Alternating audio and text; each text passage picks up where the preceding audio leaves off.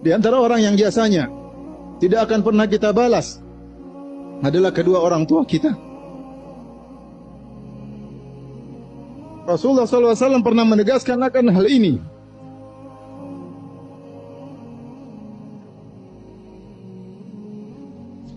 Nah berkata, la yujzi'u walidun walidan illa an yalqahu mamlukan fayashtariyahu fayu'tiqahu. Tidaklah seorang anak akan bisa membalas jasa orang tuanya kecuali dia mendapati orang tuanya dalam kondisi budak, kemudian dia beli, kemudian dia jual.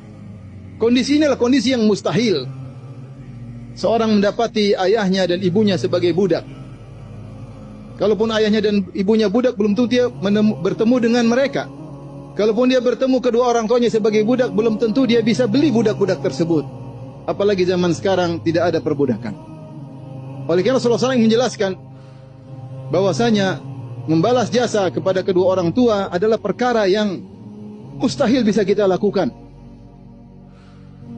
Karenanya ketika ada seorang Al-Yamani dari Yaman menggendong ibunya kemudian tawaf, seperti diriwayatkan oleh Al-Bukhari dalam Adabul Mufrad, maka dia berkata ketika dia tawaf menggendong ibunya, dia berkata, anni laha ba'iruhal mudhallal wa in udhirat rikabuha lam udhar. Kata dia, aku adalah onta bagi ibuku yang tunduk kepada penunggangnya. Kalau hewan-hewan lain kabur dari ibuku, maka aku tidak akan kabur dari ibuku. Dia ingin menyampaikan bahwasanya saya menggendong ibu saya seperti saya seekor onta yang dengan senang hati, suka ria menggendong ibu saya. Tidak ada rasa berat bagiku, saya bersuka hati menggendong ibu saya.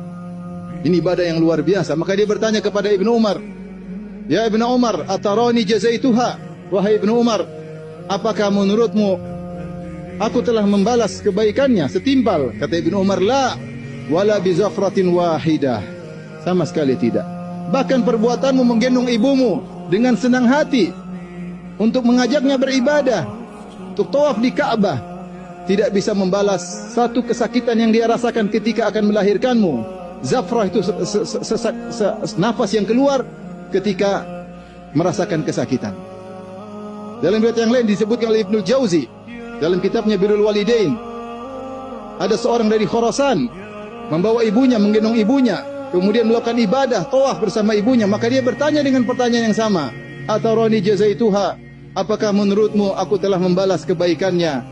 Kata Ibnu Umar, walau bitalqah wahidah min talaqatiha. Bahkan kau tidak bisa membalas satu kontraksi yang dia rasakan ketika melahirkanmu dari sekian kontraksi yang dia rasakan. Oleh karenanya ma'asyiral muslimin, di antara bentuk durhaka kepada kedua orang tua, kita kurang mendoakan orang tua.